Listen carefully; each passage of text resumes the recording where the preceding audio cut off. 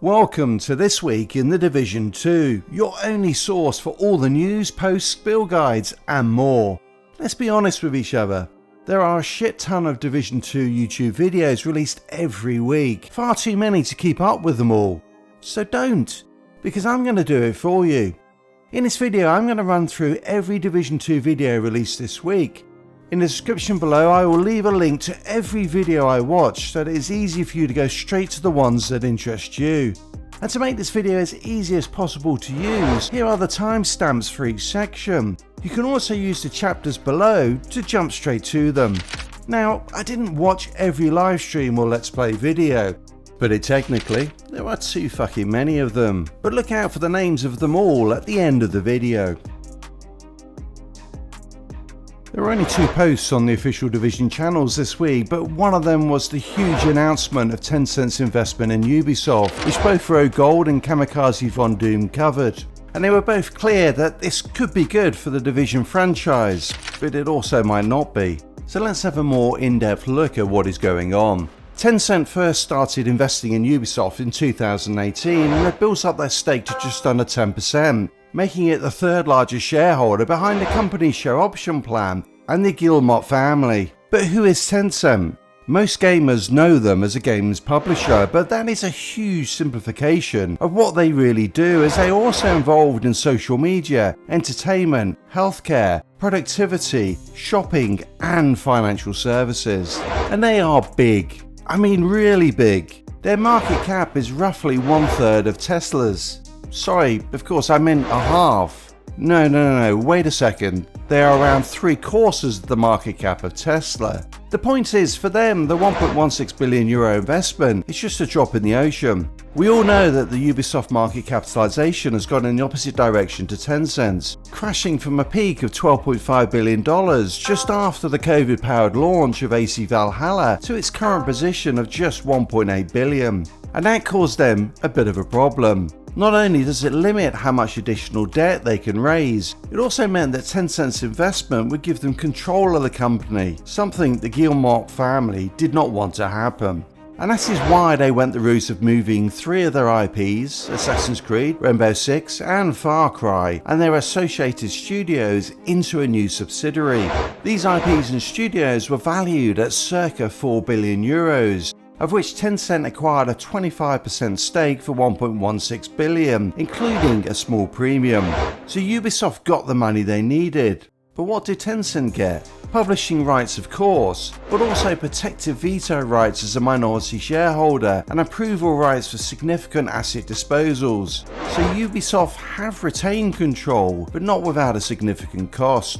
The questions that are on every Division player's lips are, what does this mean for the franchise? And why wasn't it included with Ubisoft's other major brands? After all, back in 2021, the Division was hailed as one of the biggest franchises for Ubisoft, with multiple spin-off games, films and content announced. I think the answer lies with the Chinese version of the Division 2, of which Tencent became the sole agent back in 2021. And while that version of the game is headed in a very different direction to the version we play outside of China, it is still a part of the Division franchise. And that makes Tencent acquiring a stake in the franchise a lot more complicated. Why would they want to buy a stake in a franchise they already effectively own in their largest market? If you are interested in hearing more about the Chinese version of the game, Virtual ZZ was interviewed this week by the Chinese developers. In his video he runs through many aspects of the game and its differences from the international version.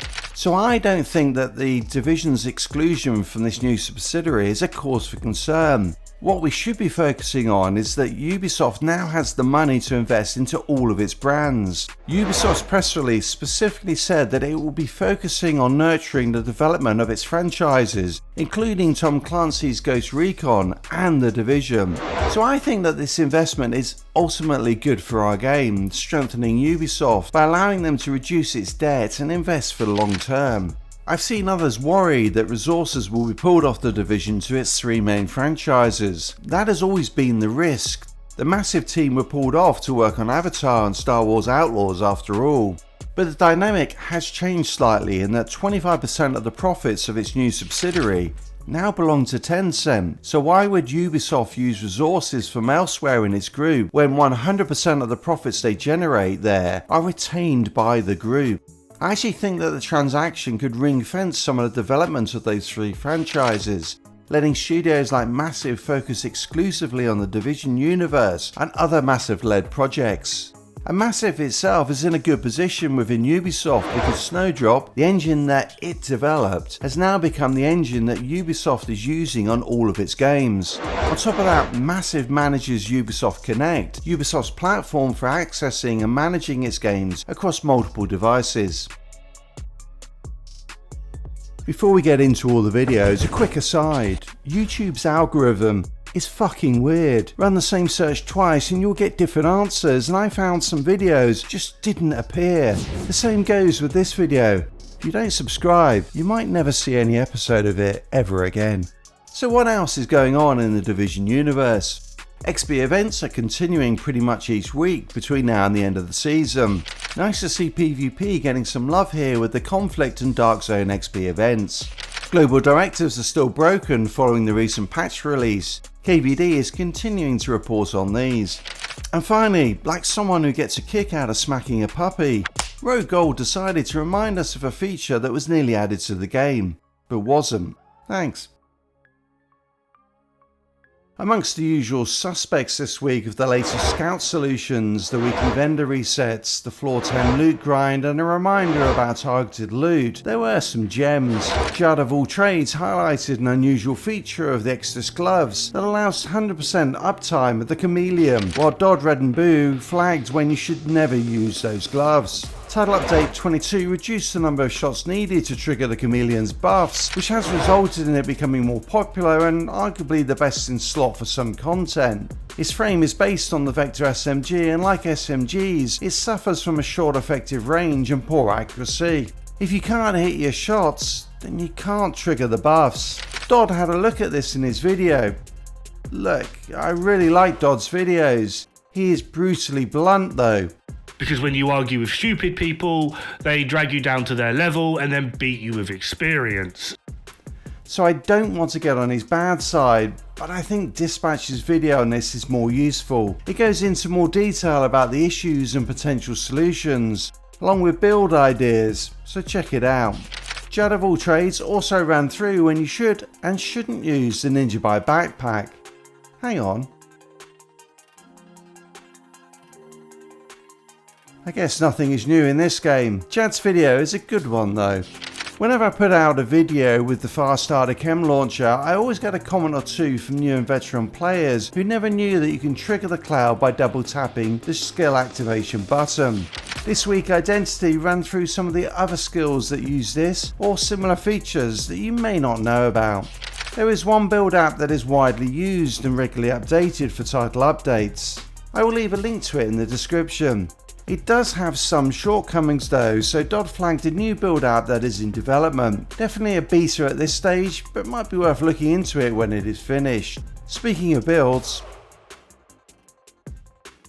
more build guides are published than any other video type, but which build is good and which is not? What I will try to do each week is give you some insight into how the builds will play, their key features, whether they are old familiar builds doing the rounds again, or something brand new that might be worth trying. Let's start with some old favourites. There are 3 gear sets that you will see appearing in builds time and time again. Strikers is the GOAT for weapon DPS, even despite the small nerf it received in Title Update 22. Heartbreakers is in a good place right now, having been buffed in Title Update 22, and it sits nicely between all-out damage and survivability. And Hunter's Fury is one of the best gear sets for run and gun builds due to its combination of amplified damage, crowd control, and healing.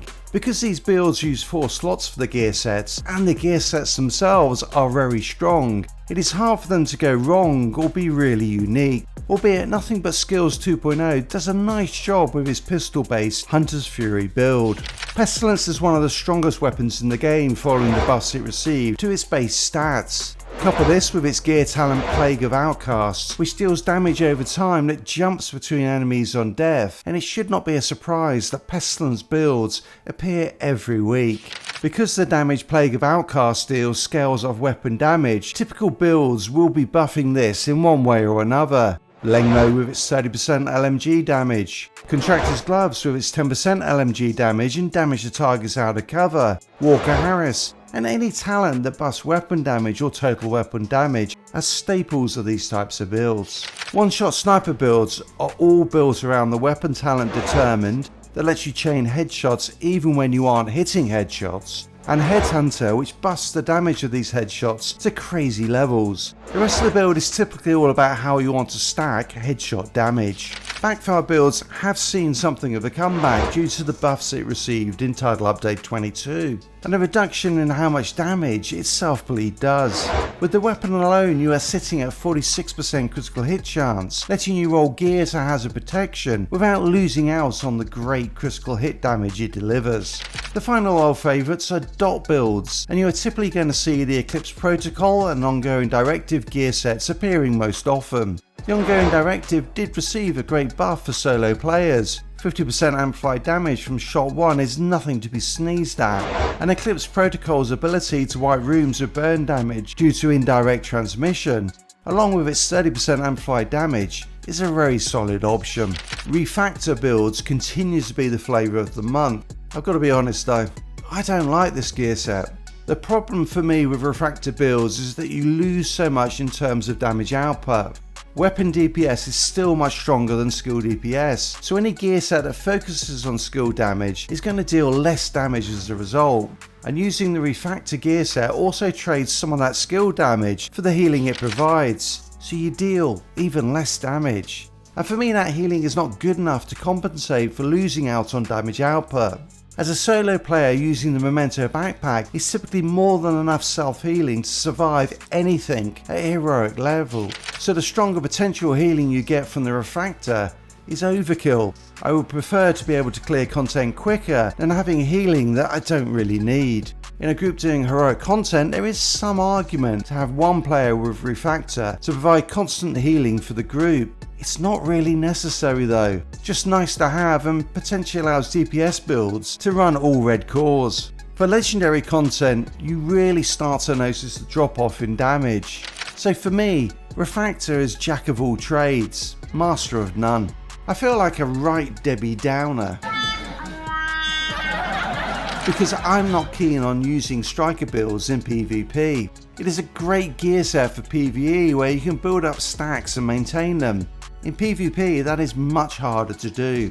If you run a group in a manhunt, sure, or farming landmarks and you get ganked at exactly the right time, but more likely than not you will start a PvP encounter with no stacks. Weapon damage in PvP is scaled down from PvE, so the time to kill isn't ridiculously short. But even so, most players will be hitting for at least 200,000 damage per shot. That means that even with 6 armor cores, armor will break in 10 shots. So if a striker build faces off against someone with a build that is stacking damage from the first shot, they will be dead before they can build enough stacks to make a difference. The Umbra gear set though is different in that you build up stacks before entering combat and then they deteriorate over time, making it more suited for PvP. There were a few builds I considered for my what the fuck is that build of the week, including a support build by Gamer for Life and a hardcore build by Hippopotamus. It's good to see builds that aren't just dick measuring damage builds being created. The one I went for is a bonk build by Agent Bespin because you just don't see many of these around, probably because they're annoying as fuck in PvP. This one is also in German, which is an underserved market given it is my 3rd biggest viewer base. Use the English subtitles to hear more about his build. My feel-good video of the week comes from McWayne, who is running a weekly challenge to complete content using only gear sold at the vendors. In a game which has not had any new content in over a year, creating new player challenges is something that will keep the game going. This also touches on the concepts of build creation, a video on which I will be working on soon as promised. See you at the same time next week.